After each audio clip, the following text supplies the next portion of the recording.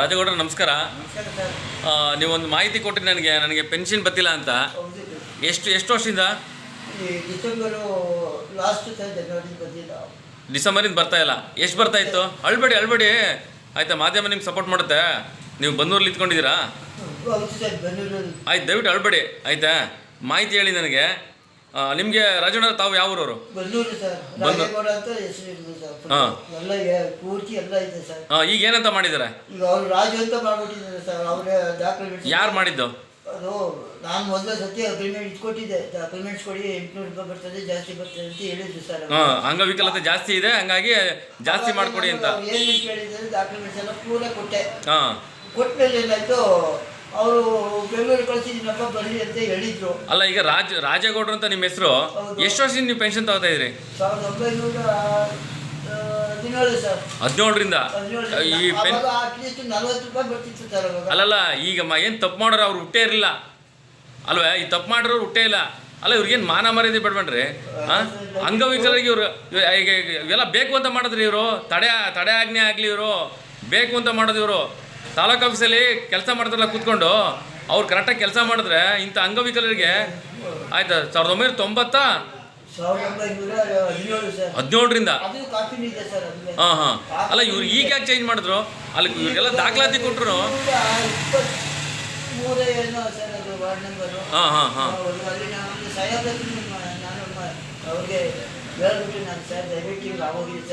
ಈಗ ತಾಲೂಕು ಆಫೀಸರ್ ಸುರೇಶ್ ಅವ್ರಿಗೆ ವಿಷಯ ಮುಟ್ಟಿಸಿದ್ರಾ? ಏನಂದ್ರು ಅವರು? ಎಲ್ಲರನ್ನೂ ಕರೆಸಿದ್ರು ಸರ್. 3 ಜನನೂ ಕರೆಸಿದ್ರು ಮಾಡಿದ್ರು. ಕೇಸ್ ವರ್ಕರ್ಗಳನ್ನ ಏನಂದ್ರು ಅದಕ್ಕೆ? ನೋಡಿ ಸರ್, ರಾಜು ಅಂತ ಇದೆ ಸರ್, ರಾಜೇಗೌಡ ಅಂತ. ಹಾಂ, ಇವ್ರೇನು ಮಣ್ಣು ತಿಂತೀರ ಕೂತ್ಕೊಂಡು, ಕಂಪ್ಯೂಟರ್ ಮುಂದೆ ಕೂತ್ಕೊಂಡು? ಬ್ಯಾಂಕಲ್ಲಿ ಇದೆ ಸರ್ ರಾಜೇಗೌಡ ಅಂತ. ಹಾಂ, ತಾಲೂಕು ಆಫೀಸ್. ಅಲ್ಲ, ಎಲ್ಲ ದಾಖಲಾತಿ ಕೊಟ್ಟಿದ್ರಲ್ಲ ನೋಡಿ, ತಾವು ಕೊಟ್ಟಿದ್ದೆಲ್ಲ ದಾಖಲಾತಿ ಇಲ್ಲಿ ಇದೆಯಲ್ಲ ಇಲ್ಲಿ? ನೋಡಿ ಸರ್, ಎಲ್ಲ ಇದೆ ಸರ್. ಹಾಂ, 21 ಡಾಕ್ಯುಮೆಂಟ್ಸ್ ಇದೆ ಸರ್ ನನ್ನ ಹತ್ರ. 21 ಡಾಕ್ಯುಮೆಂಟ್ಸ್ ಅಲ್ಲಿ ರಾಜೇಗೌಡ ಅಂತ ಇದೆ. 1917 ಇದೆ. ಅವ್ರು ಕೊಟ್ಟಿದ್ದು ಲೀಸ್ಟು ಇದೆ ಸರ್. ಅಲ್ಲ, ಇವ್ರೇನು ಸರ್ಕಾರ ಪರವಾಗಿ ಕೆಲಸ ಮಾಡ್ತಾವ್ರಾ ಅಥವಾ ಜನರ ಪರವಾಗಿ ಕೆಲಸ ಮಾಡ್ತಾವ್ರಾ? ಇವರೇ ತಡೆ ಹಿಡೀಲಿ ಅಂತ ಮಾಡಿದಾರಾ? ಇಲ್ಲ ಸರ್, ದಯವಿಟ್ಟು ನನಗೆ ಗೊತ್ತಿರೋದು. ಅಲ್ಲ, ಅಳ್ಬೇಡಿ, ದಯವಿಟ್ಟು ಮಾತಾಡಿ. ಯಾಕೆಂದ್ರೆ ನಿಮ್ಮ ಜೀವನಕ್ಕೆ ಇರೋದೇ ಅದು, ಅರ್ಥ ಆಯ್ತಾ?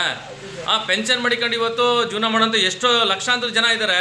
ತಪ್ಪು ಮಾಡಿದ್ರೆ ಹಾಂ, ಮಾಡಿಸ್ಕೊಂಡು ಬನ್ನಿ, ನಾನು ಕೊಡ್ತೀನಿ ಅಂತ ಹೇಳಿದ್ರು ಸರ್. ಯಾರಿಗೆ ಹೇಳಿದ್ದು? ಅದು ಮೇಡಮ್ ಅವರು. ಯಾರು ನಿಮ್ಗೆ ಹೇಳಿದ್ರಾ? 323. ಏನಂತ ತಪ್ಪು ಮಾಡಿದಾರಂತ? ನೀವು ತಪ್ಪು ಮಾಡಿದಂತ? 800 ರೂಪಾಯಿ ಬರ್ತಿತ್ತು ಸರ್. ಹಾಂ, ಸರ್, ನನಗೆ ನಿಮ್ದು ಕಾಲು ಇದಾಗೋಗಿದೆ, ದಯವಿಟ್ಟು ನನಗೆ ಕಾಲೆಲ್ಲ ಇದಾಗೋಕ್ಕೆ ಇನ್ನೂ ಅಪ್ಲಿಕೇಶನ್ ಕೇಳಿದ್ದು ದಾಖಲಾತಿ ಇಲ್ಲೇ ಇದೆ ನೋಡಿ, ಅದನ್ನು ಕೊಟ್ಟಿದ್ದೀನಿ. ಹಾಂ, ಓಕೆ ಇರಿ ಆಯಿತು, ಮಾತಾಡಿ ಈಗ.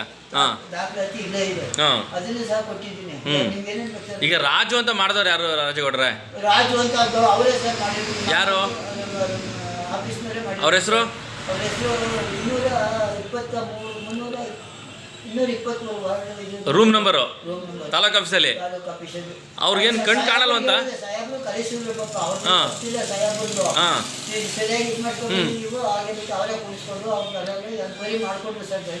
ನರಸೀಪುರ ತಾಲೂಕು ಆಫೀಸಲ್ಲಿ. ಹಾಂ ಹಾಂ ಹಾಂ. ಅಲ್ಲ, ಏನು ಗೊತ್ತೇ ನೋಡಿ, ಒಂದೇ ಒಂದು ಹೆಸರು, ಒಂದೇ ಒಂದು ರಾಜು ಗೌಡ ಅನ್ನೋದನ್ನ ರಾಜು ಒಂದು ಮಾಡಿದ್ಕೆ ಇವತ್ತು ನಿಮ್ಮ ಜೀವನನೇ ಹಾಳಾಗಿದೆ.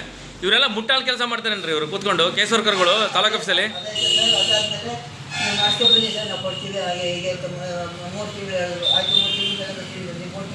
ಹಾಂ, ಏನು ಮಾಡಿಸ್ಕೊಂಬನ್ನಿ ಅಂತ ಇದ್ರು ನಿಮಗೆ? ಅಫಿಡೇವಿಟ್ ಮಾಡಿಸ್ಕೊಂಬನ್ನಿ ಅಂತ. ಹಾಂ ಹಾಂ ಹಾಂ. ಅಲ್ವನ್ರಿ, ಜನ ಹೋಗ್ಯೋದು ರೀ, ಮನೆಗೆ ಹೋಗ್ಬಿಟ್ಟು ಸರ್ಕಾರನೇ ಹೇಳಿದೆ, ಮನೆಗೆ ಹೋಗ್ಬಿಟ್ಟು ಅಂಗವಿಕಲರಿಗೆ ಪ್ರತಿಯೊಂದು ಕೂಡ ಅಪ್ಡೇಟ್ ಮಾಡ್ಬೇಕು ದಾಖಲಾತಿ ಅಂತ. ಇವರು ಬಾಗ್ಲಿಗೆ ಹೋದ್ರು, ಇವ್ರು ಮಾಡ್ಕೊಳಕ್ಕೆ ಯೋಗ್ಯತೆ ಇಲ್ಲದಂಥ ಅಧಿಕಾರಿಗಳು ಇಂಥ ಕೆಲಸ ಮಾಡ್ಕೊಂಡ್ಸಾರಲ್ಲ. ಎಷ್ಟು ದುಡ್ಡು ಸರ್ಕಾರಕ್ಕೆ ಎಷ್ಟು ತಡೆ ಆಯ್ತು ಈಗ?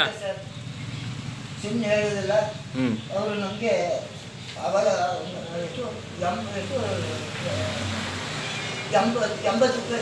80 ರೂಪಾಯಿ ಇತ್ತು ನಿಮ್ಗೆ ಅವಾಗ? ಅಲ್ಲ ಪಾಪ, ಅವರು ಸೈಕಲ್ ಹೊಡಿತಾರೆ, ಅವಾಗಿತ್ತು ಬಿಡಿ. ಅಲ್ಲ, ಇವತ್ತು ಕೇಳಿ, ಇವತ್ತು ಬರೋ ಅಂಗವಿಕಲ ದುಡ್ಡಿಗೂ ಇವರು ಈ ಥರ ಮಾಡ್ತಾರೆ ಅಂದರೆ ಎಲ್ಲ ಏನು ಮಾಡ್ತಾರೆ ಇಲ್ಲಿ? ನನ್ನ ಇಷ್ಟಕ್ಕೆ ಏನು ಗೊತ್ತೇ ರಾಜೇಗೌಡ್ರೆ, ಇವರೇ ತಡೆ ಹಿಡಿದ್ಬಿಡೋದು ಆಯಿತಾ, ಹೆಸರು ಬದಲಾಯಿಸ್ಬಿಡೋದು, ಇಲ್ಲಿ ಏನೇನೋ ತಪ್ಪು ಮಾಡ್ಬಿಡೋದು, ಆಮೇಲೆ ಮಾಡಿಸ್ಕೊಂಬನ್ನಿ ಅನ್ನೋದು ಆಯ್ತಾ. ಇವ್ರು ಸರ್ಕಾರಕ್ಕೆ ಸಪೋರ್ಟ್ ಆಗಿ ಮಾಡ್ತಾ ಇರೋ ಕೆಲಸನ ಅಂತ. ಅಂಗವಿಕಲ ಟ್ರಸ್ಟ್ ಅವರು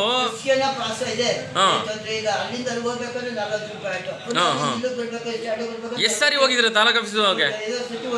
ನರಸೀಪುರ ತಾಲೂಕು ಆಫೀಸರ್ಗೆ? ಹಾಂ ಹಾಂ ಹಾಂ. ಅಲ್ಲ ನೀವೇನೋ ಪರಿಚಯ ಇದ್ದಿದ್ದಕ್ಕೆ ಈಗ ತಕ್ಷಣ ಹೇಳ್ಬಿಟ್ರಿ. ಈ ಥರದ್ದು ಎಷ್ಟು ಜನ, ಸಾವಿರಾರು ಜನ ಇದ್ದಾರೇನೋ. ಬೇರೆ ವಿಷಯ ನನಗೆಲ್ಲ ಈ ಸಮಸ್ಯೆ ಇರೋರು ಸಾವಿರಾರು ಜನ ಇರ್ಬೋದು ತಾಲೂಕಲ್ಲಿ, ಜಿಲ್ಲೆಯಲ್ಲಿ. ಅಲ್ಲ ರೀ, ಇವ್ರು ಕೂತ್ಕೊಂಡು ಕಂಪ್ಯೂಟರ್ ಕಡೆ ಫ್ಯಾನ್ ಕಡೆ ಕೆಲಸ ಮಾಡೋರು. ಸರ್ ಅಪ್ಡೇಟ್ ಮಾಡ್ಕೊಂಡು ಇವಾಗ ಬಂದಿದ್ದೀನಿ ಸರ್ ನಾನು.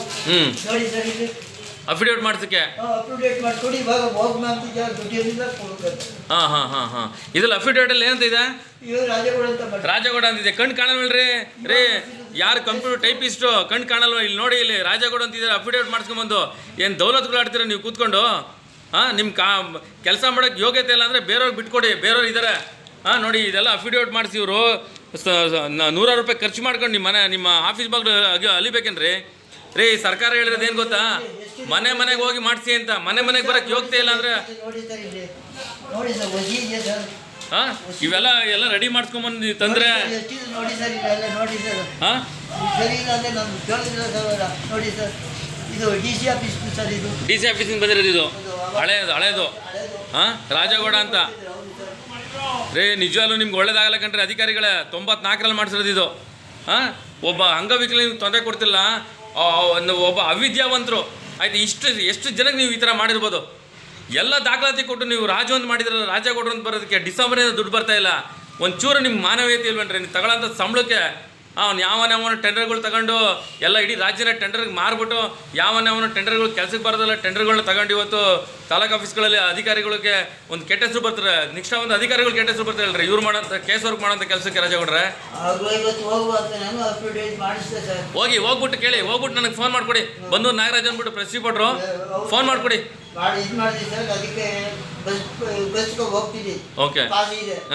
ಅಲ್ಲಿಂದ ಆಟೋಗೆ ₹50 ಕೊಡಬೇಕು. ನೋಡಿದ್ರ ಎಷ್ಟು ರೀ ನಿಮ್ಗೆ ಇವ್ರ ಕಣ್ಣೀರು ನಿಮ್ಗೆ ಇವ್ರ ಗೋಳು ನಿಮ್ಗೆ ತಟ್ಟಿದ್ವೇನ್ರಿ ಅಧಿಕಾರಿಗಳೇ? ನಿಮ್ಗೆ ಏನಾರ ನೋಡ್ರಿ ಇಲ್ಲಿ ಅವ್ರಿಗೆ ಶುಗರ್ ಬಂದು ಕಾಲು ನಡೆಯೋಕ್ಕಾಗ್ತಿಲ್ಲ. ನಿಜವಲ್ಲೂ ನಿಮ್ಗೆ ಏನಾರ ಒಂದು ಮಾನವೀಯತೆ ಕೃತಜ್ಞತೆ ಇದೆಯೇನ್ರಿ ರೀ? ನಿಮ್ಗೆ ಟೆಂಡರ್ ಮೇಲೆ ಯಾವನ್ ತಗೊಂಡವನ ಇಡೀ ರಾಜ್ಯನ ಟೆಂಡರ್ ಮೇಲೆ ಮಾರ್ಬಿಟ್ಟವ್ರೆ. ಯಾವನ್ ತಗೊಂಡವ್ರೆ ಕೆಲ್ಸಕ್ಕೆ ಬರ್ದವ್ರಲ್ಲ, ಕೆಲ್ಸಕ್ಕೆ ಬರಲ್ಲ, ಕೆಲ್ಸಕ್ಕೆ ಮಾಡಕ್ಕೆ ಬರ್ದವ್ರೆ ಯಾಕೆ ಟೆಂಡರ್ ತೊಗೊಂಡು ಇಂಥ ಅಮಾಯಕರಿಗೆ ತೊಂದರೆ ಕೊಡ್ತೀರಾ? ನಾನು ನಿಮ್ಮ ಜೊತೆ ಮಾತಾಡ್ತಾ ಇರೋದು ಬಂದು ನಾಗರಾಜ್ ಪ್ರೆಸ್ ರಿಪೋರ್ಟ್ರು ಆಯಿತಾ? ಈಗ ಕೇಳಿ, ಇದೊಂದೇ ನನ್ನ ಕೇಸ್ ಸಿಕ್ಕಿರೋದು ನಿಮ್ಮದು. ಈ ಥರ ಕೇಸ್ ಬೇರೆ ವಿಚಾರಗಳನ್ನ ತಿಳಿಸಿದ್ರೆ ಕಳೆದ ಸಾರಿ ಕೂಡ ನಾನು ಒಂದು ಶಾಲಾ ಮಕ್ಕಳದ್ದು ಒಂದು ಏನೋ ಜಾತಿ ಸರ್ಟಿಫಿಕೇಟ್ ಕೂಡ ನಿಮ್ಮ ಹತ್ರ ಮಾತಾಡಿದ್ದೀನಿ. ಇಲ್ಲಿ ಸಬ್ಬು ಬೆಳ್ಕೊಂಡು ನೀವು ಜನಗಳಿಗೆ ತೊಂದರೆ ಕೊಡ್ತಾ ಇದ್ದೀರಿ. ಏನು ಮಾಡಬೇಕು ಅಂತ ಇದ್ದೀರಾ ನೀವು? ಆಯಿತಾ? ಏನು ಮಾಡಬೇಕು ಅಂತ ಇದ್ದೀರಾ? ನಾಟಕ ಕಚೇರಿಗಳು, ತಾಲೂಕು ಆಫೀಸರ್ಗಳು ಅಂಗವಿಕಲ ಪರವಾಗಿ ನಿಂತ್ಕೊಳ್ರಿ. ದಯವಿಟ್ಟು ಅಂಗವಿಕಲ ಸಂಘ ಸಂಸ್ಥೆಗಳು ಅರ್ಥ ಮಾಡ್ಕೊಳ್ಳಿ. ಇಂಥವ್ರಿಗೆ ದಯವಿಟ್ಟು ಸಹಾಯ ಮಾಡಿ, ಇಂಥವ್ರ ಪರವಾಗಿ ನಿಂತ್ಕೊಳ್ಳಿ. ಎಷ್ಟು ಬೇಜಾರಾಗುತ್ತೆ. ಇವರು ಏನು ಕೆಲಸ ಮಾಡ್ತಾರೆ ಗೊತ್ತಾ? ಗ್ಯಾಸ್ ಅಂಗಡಿಲಿ ಕೆಲಸ ಮಾಡ್ತಾರೆ ರೀ. ಅವ್ರು ಕಷ್ಟಪಡೋದು ಪಾಪ ಕೂತ್ಕೊಂಡವರು ಗ್ಯಾಸ್ ಅಂಗಡಿಲಿ ಕಸ ಗುಡ್ಸೋ ಕೆಲಸ ಮಾಡ್ತಾರೆ. ನೋಡ್ತಾ ಇದ್ದೀರಾ ನೀವು ಇಲ್ಲಿ? ನೋಡಿ ಗ್ಯಾಸ್ ಅಂಗಡಿಲಿ ಕಸ ಗುಡ್ಸೋ ಕೆಲಸ ಮಾಡ್ತಾರದವರು. ನಿಮ್ಗೇನು ಮಾನವೀಯತೆ ಇಲ್ವಾ? ಕೃತಜ್ಞತೆ ಇಲ್ಲ ನಿಮಗೆ? ಮಾಧ್ಯಮದವ್ರು ಮಾತಾಡೋದು ಸರಿ ಇಲ್ಲ ಅಂತೀರಿ. ಅದು ಎಲ್ಲಿಗೆ ಬೇಕಾದ್ರೆ ಕಳಿಸ್ರಿ, ಈ ವಿಡಿಯೋನ ಕಳಿಸ್ರಿ. ನಾನು ಇವ್ರ ಪರವಾಗಿ ನಿಂತ್ಕೋತೀನಿ. ಫಸ್ಟ್ ಕೆಲಸ ಮಾಡಿರಿ. ಮೊದಲು ನೆಟ್ಟಿಗೆ ಅವ್ರಿಗೆ ಮಾಡಿರೋದು ನೀವು ಹೋಗಿ ನಿಂತ್ಕೊಂಡು ಮಾಡ್ಕೊಡ್ಬೇಕ್ರಿ. ಅವ್ರು ಬೆಂಗ್ಳೂರಿಗೆ ಹೋಗಾಕತ್ತಾರೆ. ಬೆಂಗ್ಳೂರಿಗೆ ಹೋಗಿ ಅಂದ್ರ